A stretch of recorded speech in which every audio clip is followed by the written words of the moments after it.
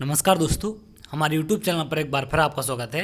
आज मैं आपके लिए एक बहुत बड़ी खुशखबरी लेकर आया हूं, जिसमें हम बात करेंगे रोजगार पंजीयन संबंधी अपडेट के बारे में। ये बहुत ही इंपॉर्टेंट अपडेट है। तो जैसा कि आप जानते हैं कि जो भी कैंडिडेट MP गवर्नमेंट का कोई भी एग्ज़ाम देते हैं तो यहाँ पर रोजगार पंजीयन कंपलसरी किया गया है। जब आप फॉर्म डालते हैं तो वहाँ पर आपको रोजगार पंजीयन का नंबर डालना पड़ता है। तो बहुत सारे कैंडिडेट के साथ एक दिक्कत होती है कि जब वो एग्ज़ाम फॉर्म भरते हैं तो उस टाइम जो रोजगार पंजीयन नंबर डालते हैं वो कुछ समय बाद, क्योंकि एग्ज़ाम MP के बहुत ज़्यादा डिले भी हो जाते कभी कभी, तो एग्ज़ाम जब ज़्यादा टाइम तक डिले हो जाते हैं तो जो फॉर्म भरते टाइम रोजगार पंजीयन नंबर डाला गया था वो एक्सपायर हो जाता है और उसको वो रिन्यू नहीं करा पाते। और जब रिन्यू कराते हैं तो वहाँ पर एक नया ही नंबर उनको मिलता है जो कि पुराने रोजगार पंजीयन नंबर से अलग होता है। तो यहाँ पर बहुत सारे लोगों के कमेंट आते हैं कि सर हमारा रोजगार पंजीयन एक्सपायर हो गया है, तो अगर हम नया बनवाएंगे तो नया नंबर मिलेगा, तो उससे संबंधित कोई दिक्कत होगी या नहीं होगी। तो इस संबंध में एक बहुत इंपॉर्टेंट जानकारी आई है। रोजगार पंजीयन एक्सपायर हो गया है, क्या डॉक्यूमेंट वेरिफिकेशन में बाहर करेंगे या नहीं करेंगे। तो हाई कोर्ट का एक बहुत बड़ा फैसला आज इसके संबंध में आया है। जैसा कि आप देख रहे हैं, बिना रोजगार पंजीयन के आरक्षक भर्ती परीक्षा में शामिल करें, ये किसने कहा है? हाई कोर्ट ने कहा है। आप जानते हैं कि वर्तमान में जो मध्य प्रदेश पुलिस कांस्टेबल की फिजिकल की भर्ती चल रही थी तो वहाँ पर रोजगार के संबंध में एक बहुत बड़ी दिक्कत बन रही थी, और जिसका कारण था रोजगार पंजीयन का एक्सपायर हो जाना। और नया बनवा के जब पहुँच रहे थे तो वहाँ पर उनको अलाउ नहीं कर रहे थे, लेकिन जब ये कोर्ट पहुँचे तो कोर्ट ने इनको एक राहत दी है। इनने साफ कहा है कि बिना रोजगार पंजीयन के आरक्षक भर्ती परीक्षा में शामिल करें। और आगे क्या क्या कहा गया है?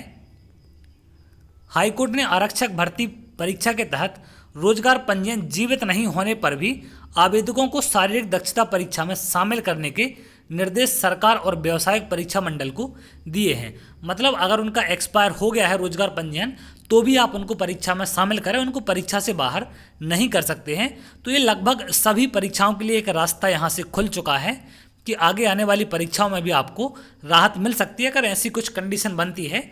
और यहाँ पर अगर इस तरीके का आदेश दिया गया है तो आगे के जो भी एग्ज़ाम संबंधी जानकारी या जो भी प्रोसेस आगे बढ़ेगी तो उसमें भी जो अधिकारी हैं वो इस बात को ध्यान में रखेंगे कि हाई कोर्ट ने क्या आदेश दिया था। तो यहाँ पर एक छोटी सी राहत आपको ज़रूर मिल सकती है। जबलपुर के गगनराज, संतोष कुमार, वर्षा शर्मा समेत कई अन्य जिलों के उम्मीदवारों ने याचिका दायर कर बताया कि उनका रोजगार पंजीयन 2020 में समाप्त हो गया था। कोरोना के चलते रोजगार कार्यालय की वेबसाइट और ऑफिस कई महीने तक बंद रहा। मतलब जो कोरोना का टाइम पीरियड चल रहा था तो उस टाइम में बहुत सारे लोग ऐसे थे जिनका रोजगार पंजीयन एक्सपायर हो गया, क्योंकि बहुत सारे एग्ज़ाम ऐसे हैं जिनके फॉर्म कोरोना के पहले डले थे लेकिन एग्ज़ाम कोरोना के बाद हुआ। तो वहाँ पर उस बीच लोगों के रोजगार पंजीयन एक्सपायर हो गए, क्योंकि उस टाइम कार्यालय भी बंद थे और वेबसाइट भी यहाँ पर उनकी बंद थी। तो इसके चलते भी यहाँ पर बहुत सारे लोग इससे बाहर होने की बाउंड्री पर थे। याचिकाकर्ताओं की ओर से अधिवक्ता अमृत रूप राय ने दलील दी कि पुराने पंजीयन के आधार पर आवेदकों ने फॉर्म भरा, लिखित परीक्षा भी उत्तीर्ण कर ली। अब केवल पंजीयन समाप्ति का आधार बताकर उन्हें वंचित किया जा रहा है। मतलब इस आधार पर उनको बाहर किया जा रहा था कि इनका रोजगार पंजीयन एक्सपायर हो गया है। तो यहाँ पर रोजगार पंजीयन एक्सपायर अगर आपका हो भी गया है तो एक हाईकोर्ट की तरफ से ये राहत भरा संदेश है, जिसके चलते आपको आगे के आने वाले जो भी एग्ज़ाम के डॉक्यूमेंट वेरिफिकेशन है या जो भी प्रोसेस आपकी बाकी रह गई है वहाँ पर एक आपके पास ऑप्शन यहाँ पर हो सकता है कि आपका रोजगार पंजीयन एक्सपायर है और आगे चल के आपको कुछ भी इस टाइप की दिक्कत बनेगी तो आप कोर्ट का रास्ता अपना सकते हैं, कोर्ट आप जा सकते हैं। तो वहाँ से इस तरीके की राहत आपको मिलने की बिल्कुल संभावना है।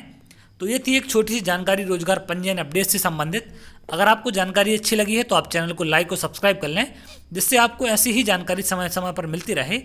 तो चलिए बहुत जल्द अगली वीडियो में मिलेंगे, तब तक के लिए बहुत बहुत धन्यवाद।